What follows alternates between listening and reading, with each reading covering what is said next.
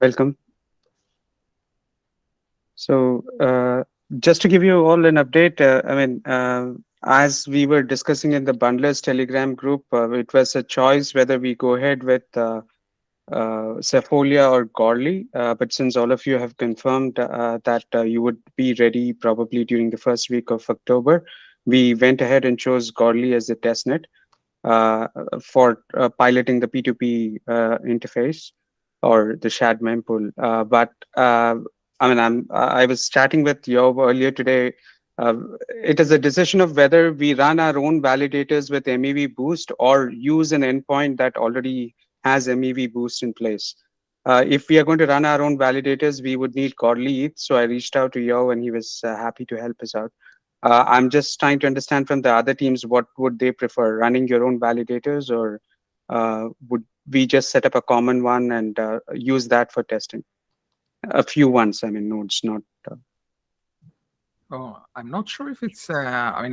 So you said it's 60%. There's a 60% participation in MEV boost, which means that inclusion is quite fast even without running validators, right?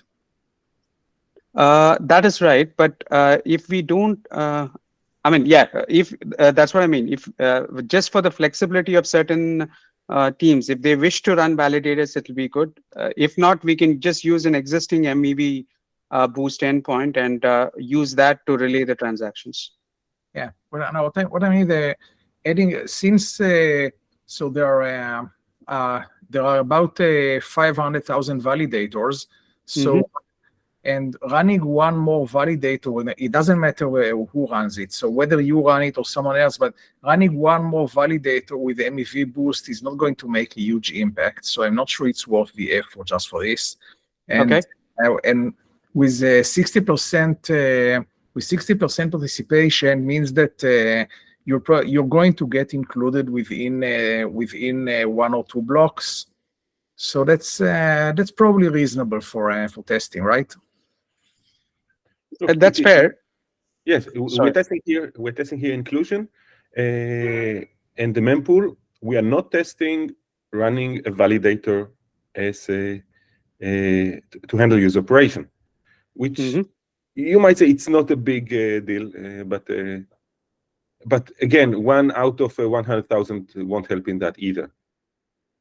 That's fair, but we just need the availability of an endpoint which runs MEV boost. I'm not sure if there's anyone in Godly who provide that at the moment. If you can arrange for one, then we could probably use that.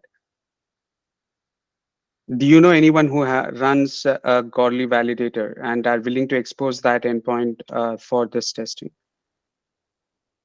Wait, for endpoint for what? For MEV? Yes. Isn't there the relay, like the Flashbots relay? I thought that. Sorry, I'm a bit. I need to relook at it. If we just, are you suggesting we just route it to the Flashbot relay URL directly? Would that work? I'm not sure if that is possible. I don't know. It's we need to look. Because from what I understood, I've been going through the documentation this week. So you need to have a validator configured to point to that MEV boost relay endpoint. To talk to the relay. Yes, I mean we need the other endpoint, the other side of it, in order to, and so. Partha, didn't you say that 60% of validators are already set up with MEV boost? Yes, they're already pointing to the Flashbots relay. So yes, we as bundlers just need to send our 4337 bundles to the Flashbots protect endpoint, which we actually already do on Gurley for testing, and it works fine. Okay, so can you provide us with the Gurley endpoint, and then we could? Yeah, I think it's just like gurley.flashbots.net or something like that. But I can send the documentation over. The one thing that's weird for anyone who's used Flashbots before on mainnet is the transaction status endpoint doesn't work on Gurley. So sometimes it's a little weird to have to track the status of your bundles, but I think that's not a huge deal for the P2P mempool stuff. All right, fine. Thanks, Yash. I'll take a look at that and we'll see. What do you mean status? You can't query if it's in the mempool or not? Yeah, correct. So there's no way to, like in a typical Ethereum transaction, you can say get transaction by hash and it'll return if the transaction's pending in the mempool. Oh, Flashbots, because they have an out-of-band way of dealing with these bundles that are in the mempool, they don't provide that status. I think when you're using Flashbots or the transaction, you never get to see it's pending, right? It just gets included once it's been confirmed. So I think only transaction receipt will work, and not sure on the stages. If you send transaction on Girly and you specify a specific block, so it's either get included in the next block or it's dropped. There is no any other status you can get. It's never pending. That's the whole point of using this Flashbot Protect, get into the next block, because it's griefable in any other block.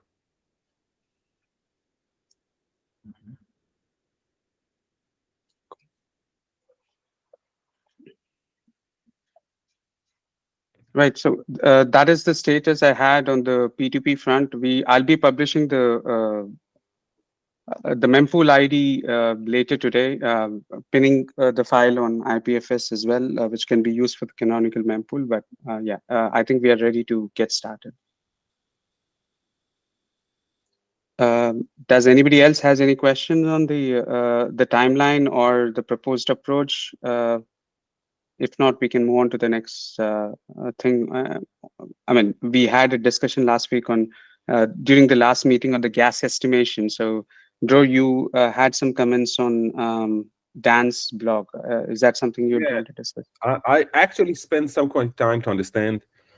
I liked Dan's idea of replacing the code of entry point, and I was thinking that maybe it's a good way to move forward. And actually, we're thinking about removing all these reverting view functions from the entry point, because these are opinionated way of doing estimate gas, which can be good, but it's not the only way that is possible. And Dan's idea proposed a mechanism that others to use. So you can either deploy a new entry point as a stative on each request, or instead of providing a 24K of a complete entry point for this view function, you could instead use Dan's method, which is a light mechanism. That is, deploy once this what we call a view entry point, which is an entry point with an extra view methods, which not necessarily revert, but it doesn't matter because nobody really uses it. But and on each ETH call test for simulation or trace, you deploy a proxy to point it to that entry point with this extra code. Aside from removing some view functions, we also thought of easing inheriting it, like changing private into internal and adding view virtual to make it easier to add the network. The one thing that we did find problem with that is that in order to be able to test it, we checked implementations of nodes. Of course, it's supported by Aragon and Geth. I didn't check but I believe that all the major, Dan, I'm not sure if you did, but I think that all major nodes provided. But unfortunately, Hardhat doesn't support it. Hardhat doesn't support stative. Interestingly, Ganache does. It's not a feature for Ethereum VMGS. It's a feature of the Hardhat node, of the node itself. And Hardhat, they have an open issue for a long time on that. They don't. Foundry does. Again, looking at the code, they didn't check the actual implementation, but they do. So depending on that mechanism, might become problematic for testing with a Hardhat. So using it as the sole solution might be a bit problematic. So trying to think of a way in between, like not removing the view functions that we have today. But again, this is something that we're now trying to explore to understand what is the best way to move forward.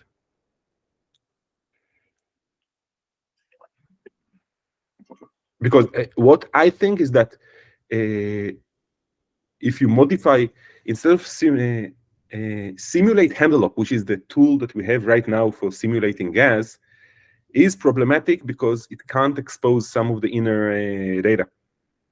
Mm-hmm. But it is possible to create a better simulate that can expose these events without resorting to trace call. So let me track back a little. When we added simulate envelope, we thought, okay, it doesn't expose everything, but it is okay because we can do trace call and get everything we want. It is possible. We didn't complete this effort, but it is expensive because tracing is more expensive for a node than normal if call. And creating a view call that exposes, even if through storage, these extra event parameters to the caller might be easier to use. Okay. So is this expected in 0.8 version of the release, or are you looking to consider for? I mean, yes, there are some. Well, we didn't release 0.7, I believe, yet. No, we didn't release. So it can get into 0.7. We are compiling a list of the changes that there are changes that are required, and there are some nice to have changes, like formatting and stuff. And of course, nice to have changes. We not push them. We are not pushing them just like that out. We push them if we have some important issues.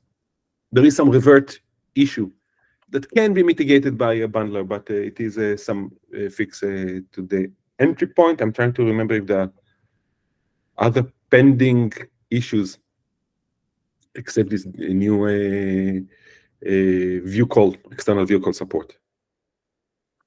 okay. The other thing that's top of mind on gas for me, and I haven't had a chance to think about this even since I wrote the blog post, but was less around the estimation side and more around the metering side for L2s and signature aggregators. And I'm not sure we've driven to a good solution there to attempt to solve that problem in a way that is beneficial to the user, and that they don't have to, overpay on pre-verification gas to reduce their chances of getting either a long inclusion time or getting rejected. But again, I don't think that I've had any decent suggestions there yet, other than just trying to write a different entry point per network. I don't know, Dror, if you guys have had any chance to think about that problem a little more. We did think about, we didn't get into any conclusion. We dislike the idea of having an entry point for each network. We try to think whether there are other mechanisms we can have to let L2s work with an existing entry point, but we didn't come up to something. So it's either having an entry point for each L2 in order to do this gas correctly, or try to come to a consensus precompile that the entry point will use on L2s, and have all L2s agree on its implementation so that account abstraction will be able to share the same implementation on them all.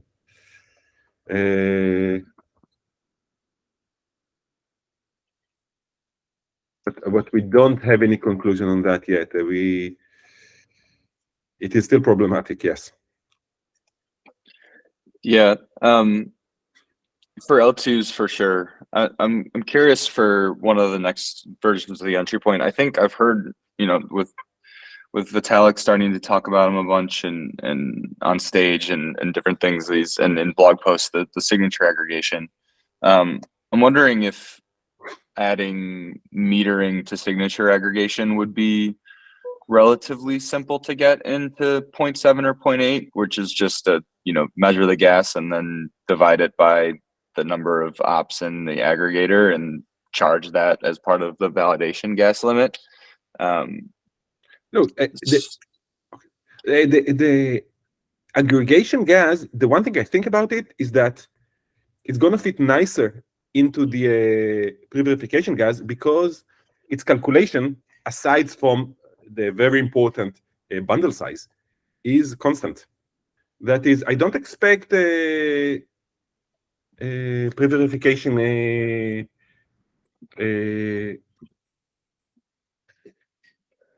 we don't need a change to the way pre-verification works. We just need to standardize the values. Like if you're using a general use aggregator, then both the account themselves and the entry point will know what gas it uses and will add it to the pre-verification gas calculation.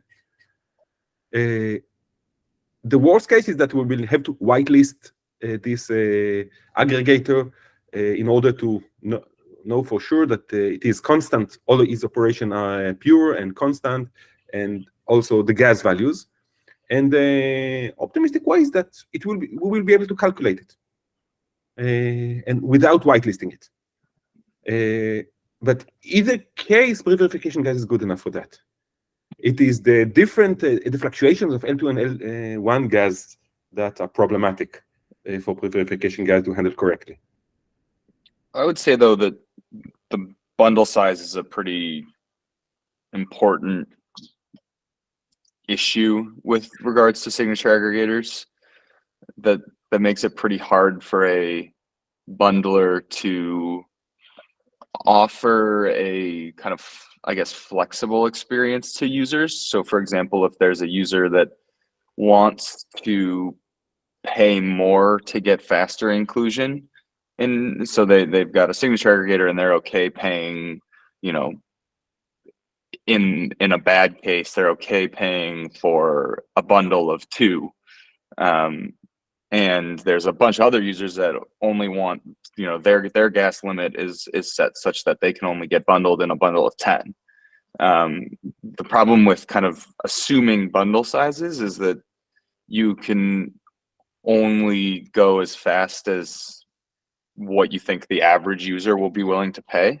So if you set the bundle size to 10, then nobody can go faster than that, which on general purpose L2s is probably going to be fine. Once we get adoption of these signature aggregators, we'll be able to set a bundle size. It'll move fast enough. I'm just concerned with that mechanism kind of generically across all EVMs. The idea of kind of estimating a bundle size, or kind of sticking to a bundle size makes pre-verification gas a pretty inflexible way to do gas metering. The question is how much when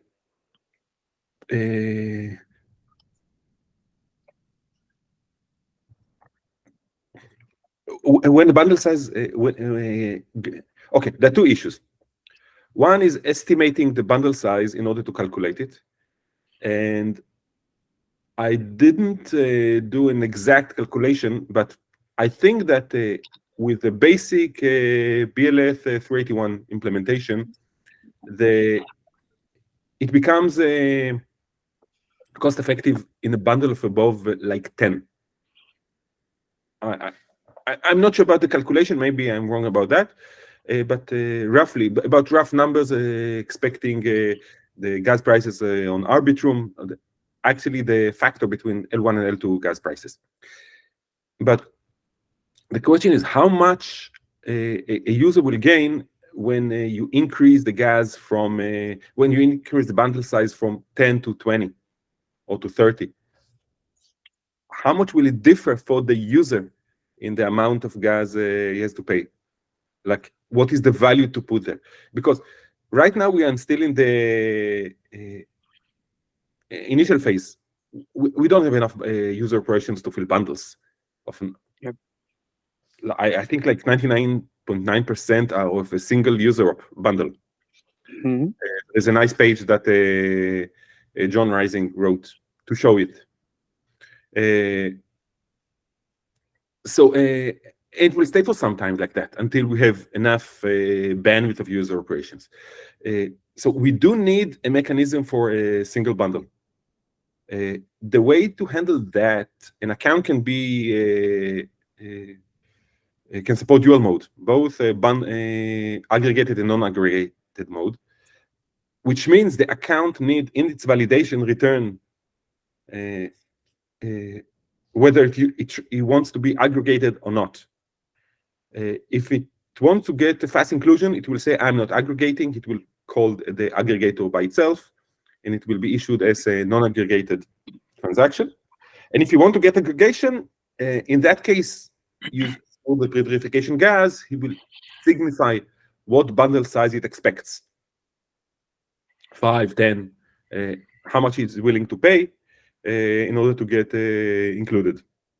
Probably we will get it by adding another value into the signature to signify whether you want it.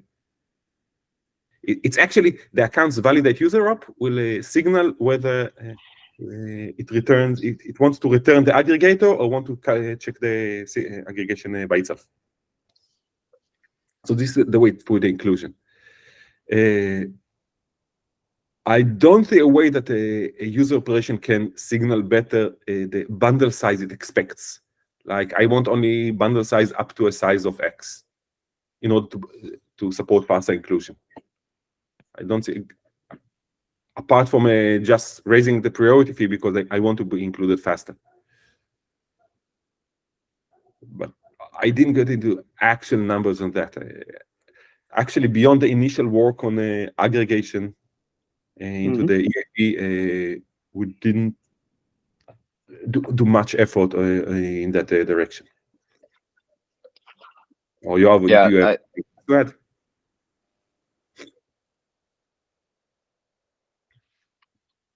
Yes, I'm sorry. I couldn't hear you for a moment. Can you repeat, please?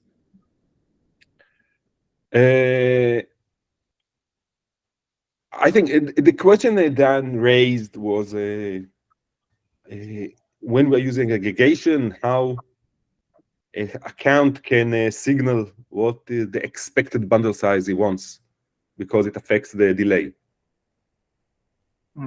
I said that an account can be in dual mode and that either decide that it wants to be a non-aggregated and validate the signature by itself, or support aggregation, which means it lets the bundle decide the bundle size and return the aggregator. Yeah, the account. So the account can either implement a way to choose between the two. So actually, the user specifies whether it wants to be aggregated or not, or it could also it could also have a dual mode in which the signature can be aggregated or validated directly.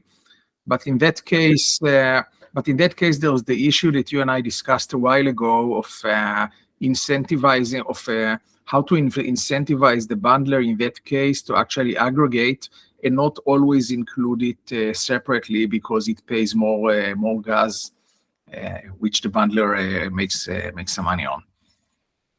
So dual mode is a bit tricky since we currently don't have a way to tip directly for aggregating. Maybe that's something that we should consider. But if the account implements it in a way where the user chooses, then there's no issue.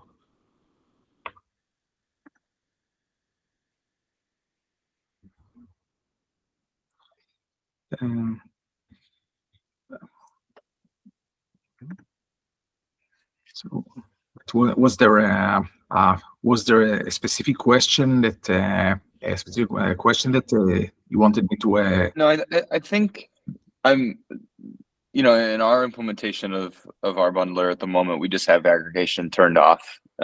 because one, we haven't found a reasonable use case for an aggregator of a bundle size 1, which is the average bundle size, and 2, we haven't really worked through actually being able to get paid refunded gas for signature aggregation, and this logic of kind of dual modes and being able to set different bundle sizes and all that might be able to work. It probably will lead to some pretty complicated logic within a bundler, but it's definitely something we're going to need to figure out before suggesting signature aggregation. But it does seem that, you know, based on existing bundle throughputs, signature aggregation won't be viable for a while now anyway. Yeah, signature aggregation requires 2 things: L2s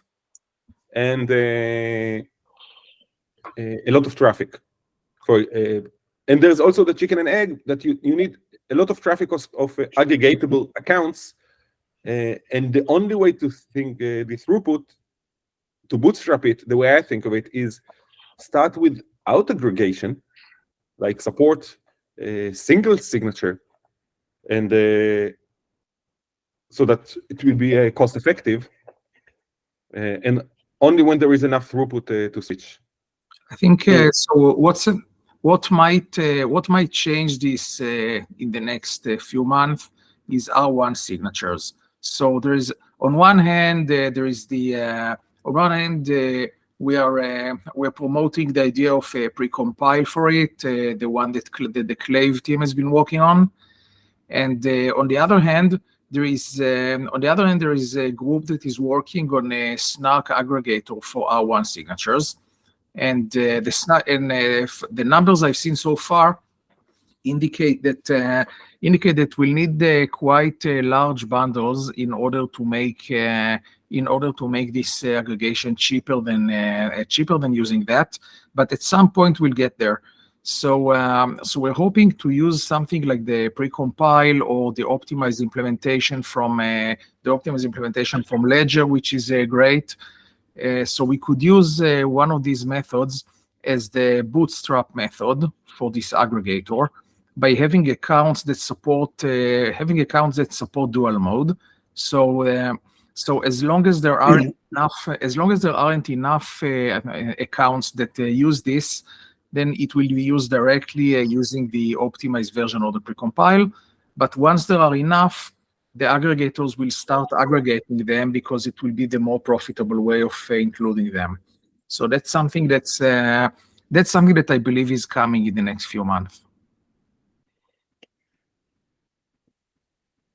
So this precompile you're referring to is on L2s, and the core protocol has to be changed, right, to add support for those precompiles? Right now we're talking about it only for L2s that want to implement it. So okay. It's optional. But even without this, with this precompile aside, there is the optimized version from Ledger that managed to take the gas down to they took the gas down with pre-computations. If I recall correctly, it's 61K gas, and without pre-computation, it's about 200K. So okay. So it becomes possible to use it, especially on layer 2s, and So let's say even without the pre-computation, because pre-computation requires 3 million gas during key deployment, which is a lot of it's a lot even on layer 2. But let's take the 200K version. So it's a lot. It's not too much. It's not too much maybe for the benefits you're getting. So maybe accounts will use that.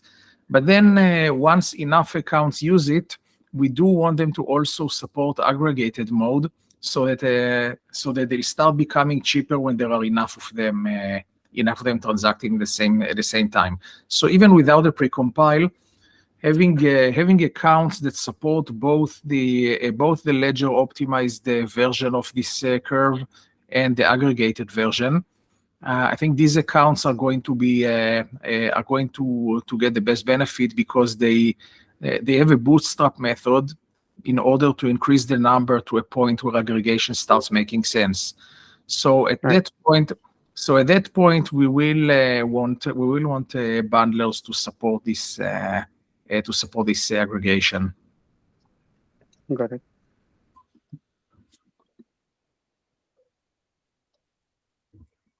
So I have another question since we're discussing L2s. I mean, during ECC, there was a talk about Arbitrum introducing MEV protection by a time boost proposal. But I couldn't find anything similar for Optimism or any of the other L2 chains. Does anybody know, or is anyone aware what the solution is for Optimism or the other L2 chains? I mean, I ask because if you're going to introduce shared mempool on L2s, then this would become a priority or a requirement as such, right? Again, what is this time boost? So there was one proposal from Arbitrum where they plan to introduce MEV protection by, I mean, I could share the link. This is the one where they say you can buy in, what do you say? Then the term fails me. They say that if you pay some additional gas, you get a preset time in the sequencer so that your transaction gets included.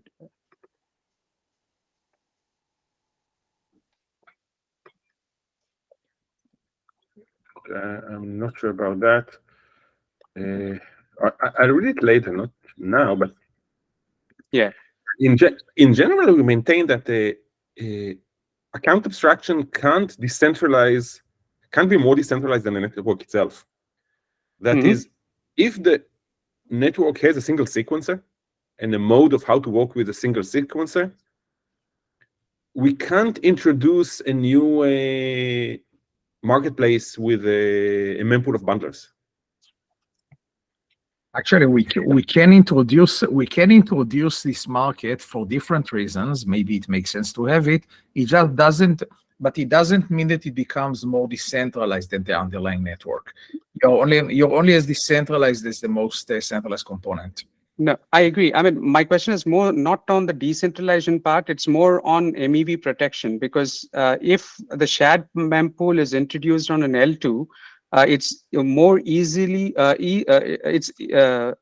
to front run a transaction by just listening to the bundlers, right, for incoming user ops and submit it with a higher gas rate. So I'm just wondering how we go about solving this scenario, or if there is a scenario where the same user op is relayed to the sequencer by multiple bundlers, then this would lead to an on-chain rejection as well. Yeah, because we are using MEV boost in Goerli, there's just one copy of the bundle in the mempool. But how would we avoid such a on-chain rejection on L2s? On L2, first of all, there's the conditional RPC. So on Arbitrum, it's already so. Yeah. So you have this, and others are working to implement it. I think Polygon is ready to start testing their implementation. And in some cases, you also have a way to submit private transactions. For example, Fastlane on Polygon. So. Okay. So now, of course, it's not so. Fastlane is not equivalent to using conditional, because it prevents others from front running you because the transaction doesn't appear in the public mempool, but you can still be griefed by a malicious user, because the user could give you a valid user op and then front run himself to invalidate it. So the user can do it blindly. He doesn't need to see the bundle in order to know that it includes the user operation. So it doesn't save you from griefing, which conditional RPC is supposed to, but at least it will prevent this simple front running that we've been seeing. So So until they implement it, everyone should be using Fastlane, I guess. But Okay. I think they're going to have. But I think hopefully they're going to have conditional soon. Right.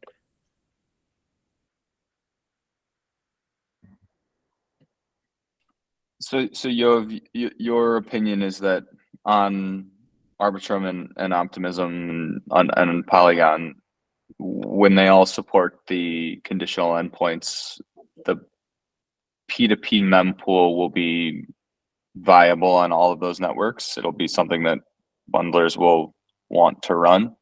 It seems, and I know Dror's brought up this issue a bunch of times before. It just seems that we're going to run into this case where all the bundlers are just failing all the time. Yeah. In using that send raw transaction conditional endpoint. How could they all fail? I mean, one should succeed. Well, besides one will get through, but all of them will yes, fail. If it was 1 out of 3, it's okay, but then you're not decentralized.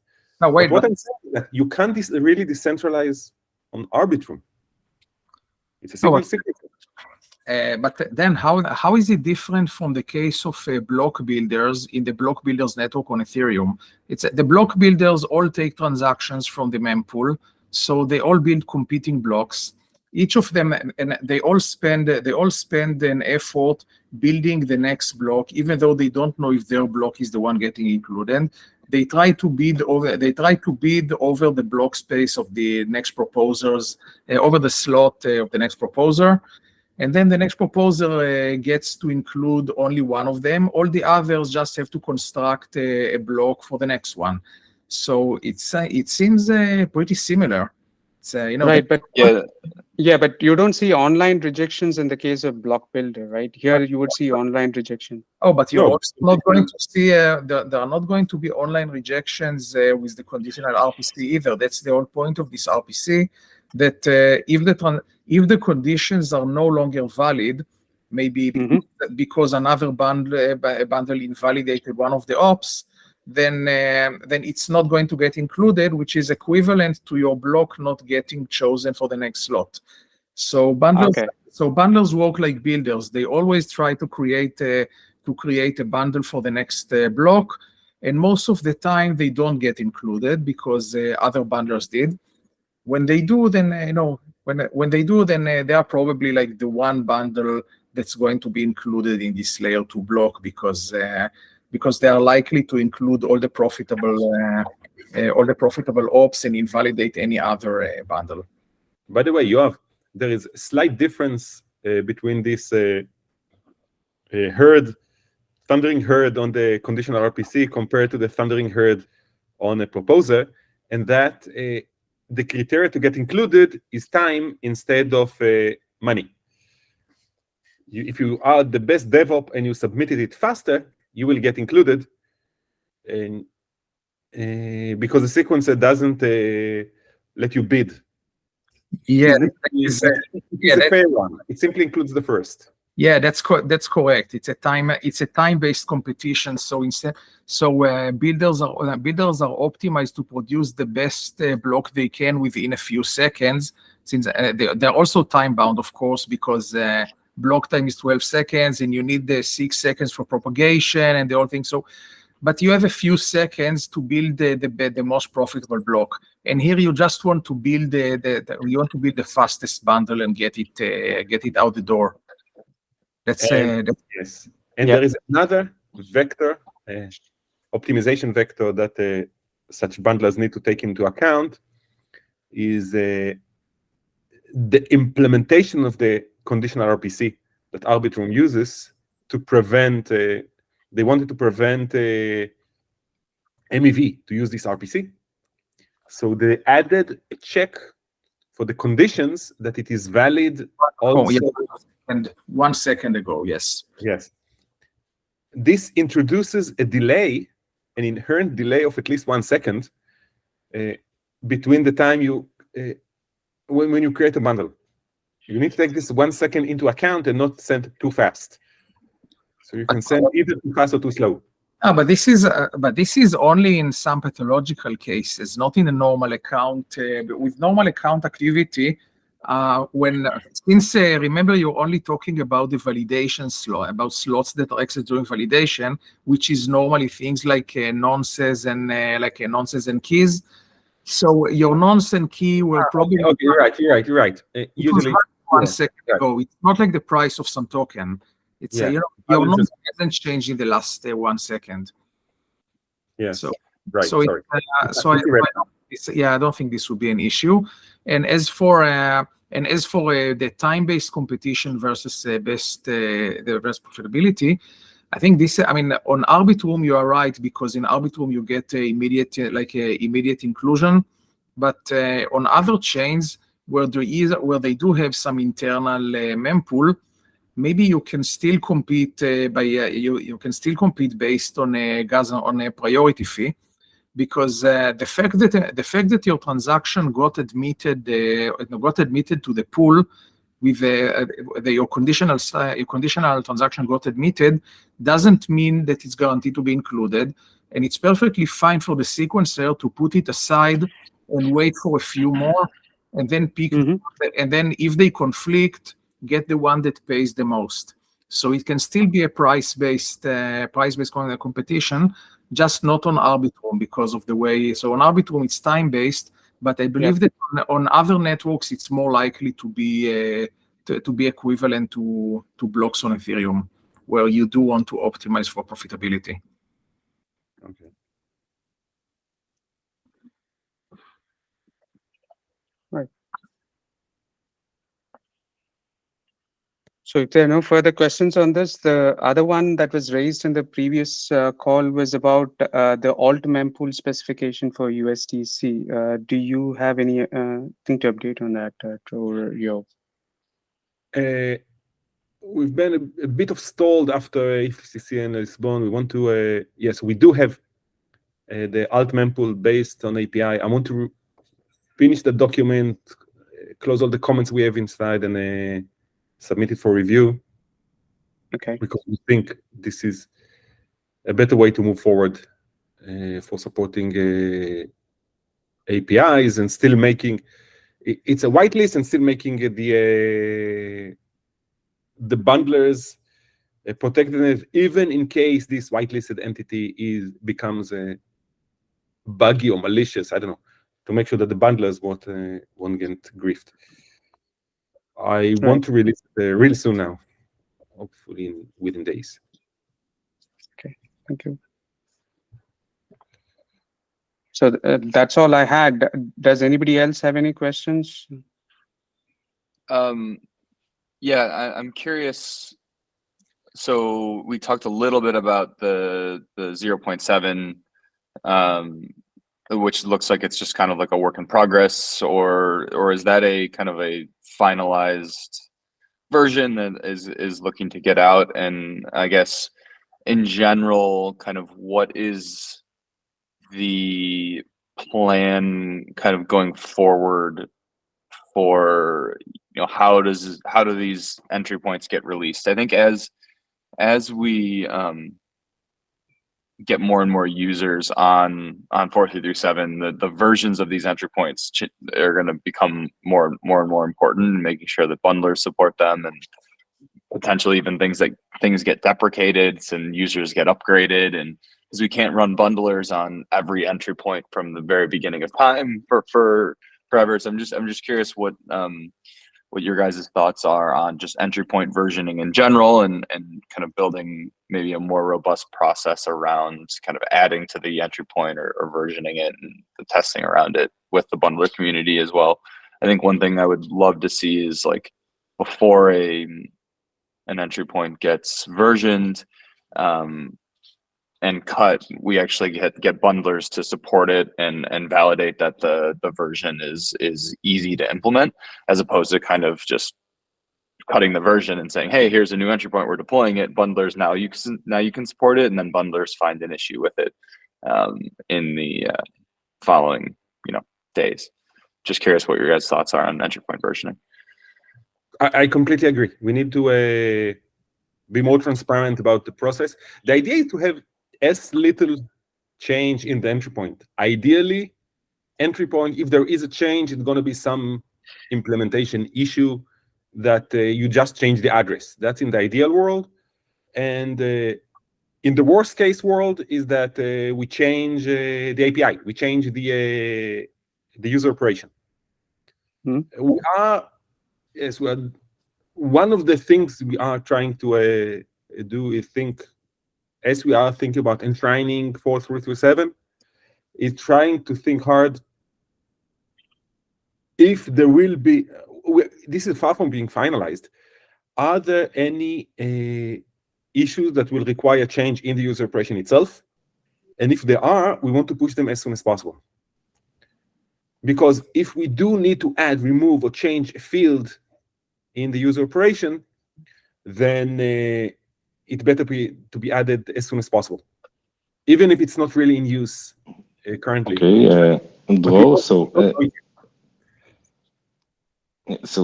as we said it before, so we can't know for sure that there won't be any changes to the API. We rather not have ones, but we can't know for sure. But what we can say is that once we are ready with enshrining the EAP to actually the native networks, to the native chain, then at that point, the latest version of the contract of the entry point will be compatible with the native implementation. Yeah, that's what I'm trying to say. We're trying to find out those issues, push these changes as soon as possible into the entry point. We don't have them yet. Like there is no specifics because so this is one of the even to push into the 0.7, because we don't want many versions, because this we understand that this will be the hardest part to support, conflicting APIs. So we don't want to get into that. Both for accounts and for a bundle is going to be very difficult. So versioning aside, Dan, you said that you said something that I was wondering about. Said that it will be that bundlers can't keep supporting old entry points forever. And I was actually wondering why. I mean, there could, as long as there are users, I mean, as long as there are that some users with accounts that haven't been upgraded, maybe it's a dormant account that someone hasn't used for a year, it will be nice to have a bundler that supports it. Now, of course, if something changed, I wouldn't expect new bundlers to implement support for an old version. But if you have something that but if you have a bundler that already supports a certain version and then something changed, but having another version just means participating in another mempool, and bundlers already participate in multiple mempools. So why not stay also in the mempool of the old entry point for as long as anyone might use it? There's like it's a zero cost. It's zero cost for the bundler to just have this old mempool. So I'm not sure it's zero cost, because there's DevOps cost. There's just like running the bundler and having to make sure that you have this entry point configured, and you've got a bundler. Typically a bundler is going to need a private key that's specific to an entry point. So if it's trying to build bundles for two different entry points, they don't run into nonce issues when trying to submit two different bundles. No, it's the same bundle. It's exactly the same process. The same bundler already participates in multiple mempools.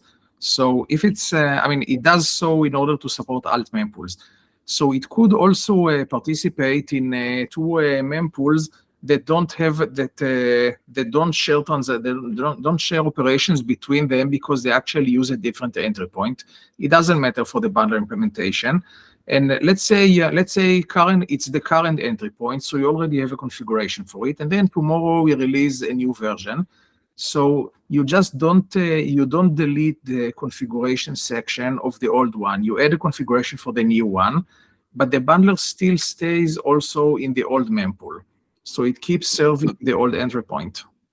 The difference is that with alt mempools, you can service all of the alt mempools in one bundle, one transaction. Yeah, of course, it's a separate bundle. It's a separate for bundle. so you have to have separate bundles. So the builder has to then be logically building separate bundles and then using separate accounts to submit those bundles as two separate transactions. So then there's multiple. Why it's not the same account? There's no. I don't see why it is separate. Well, if you've got two competing entry points. Let's say there's two entry points and they've got equal usage, and you're trying to submit a bundle in every block for each entry point. I get talking about the Dror is talking about it's the same issue that we used to have with the GSN, where if you are using a single EOA to submit both of them, and let's say for one of them you have many user operations, you are willing to pay a certain a certain priority fee. For another one, you have like one operation because it's not widely used, it doesn't pay a lot.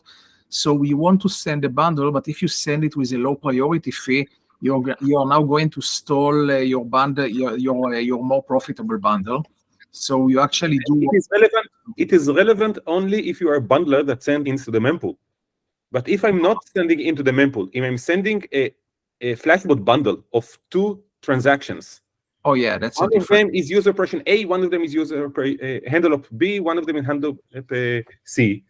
Yes, one of them is more profitable because it is a bundle and it saves. I get more refunds on it, and the other is a little bit less. But I can also, I'm trying to think. I mean, won't that nonce effect be affected there? Because you might have submitted the entry point. There are different entry points.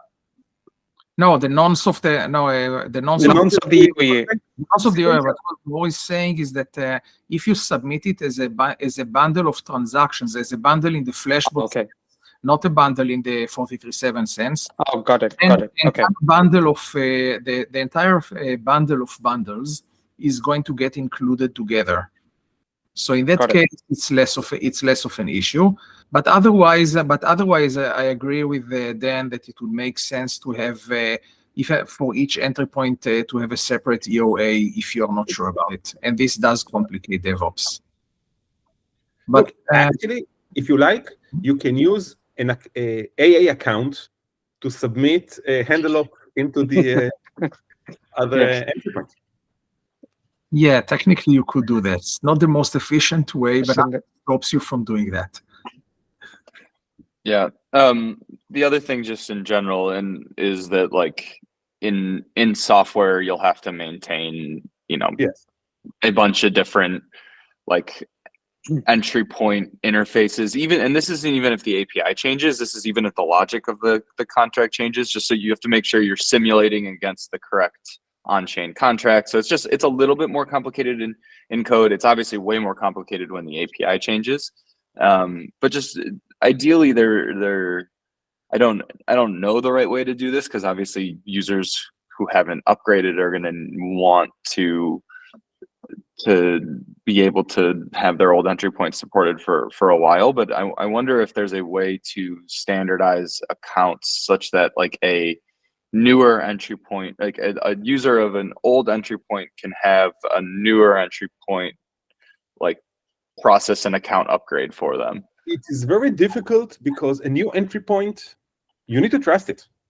Yeah, it can be deployed only against the entry point you are created with, like even a counterfactual address, which, by the way, this complicates the support. You can't even check on-chain if anyone is using a given entry point because you have no idea how many counterfactual addresses are using it.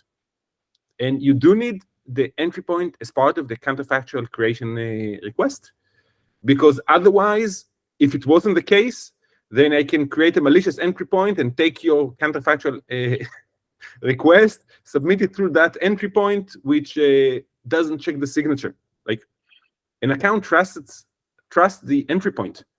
And you set entry point only if you trust the new one. So it can't be easily it's a part of the core of the trust base of the account. It actually, entry point is like a part of the account code. You can't change it automatically in any way. It has to be an opt-in process. which means that the upgrade process of users to the migration process is not atomic by definition. So, I mean, some users start upgrading early, others are going to take a few days, maybe someone else is going to take a year. So you can say, I'm not going to support the one that's going to take a year, but in any case, you need to support probably at least a month.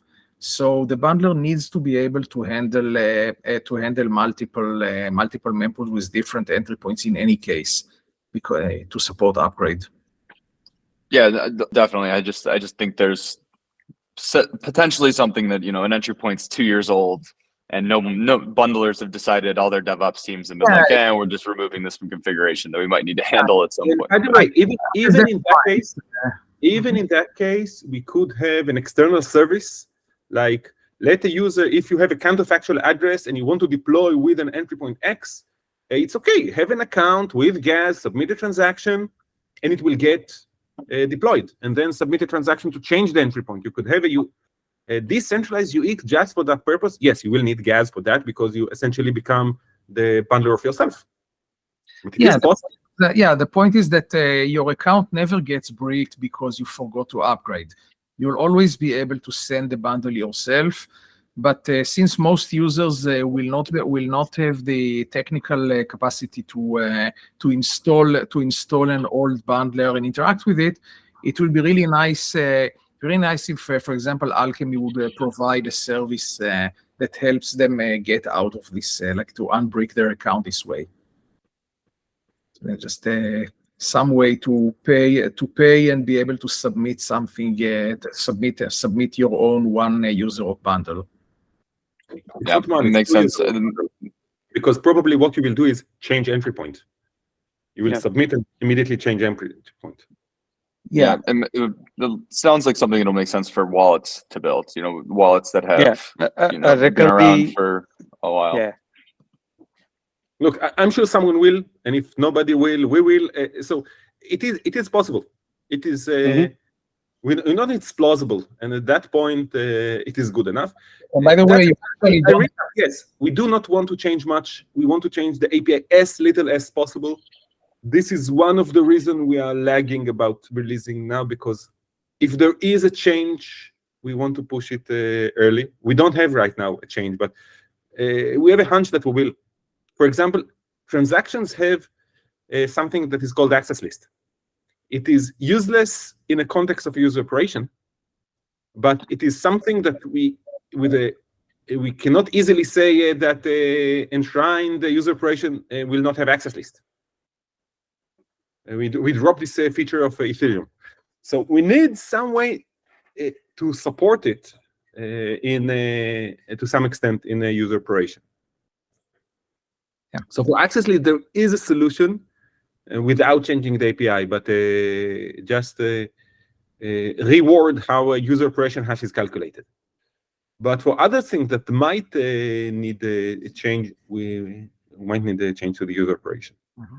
Right. But by the way, going back to the issue with bundlers for old entry points, so actually to unbrick an account, you don't need a real bundler, since the most of the bundler implementation is about protecting the bundler. But here, since the user is the one paying the gas for the bundler, it's basically just a call.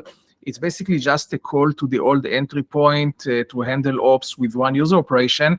So it could even be something that the user does locally. You could give them just a static page that does this locally with the MetaMask, with just creates this bundle and sends it over to entry point by a direct call. You don't really need a bundler running in order to do that. So maybe it would be enough if wallets have such a page for users of an old version to upgrade to a new one. No need to run a service. Good.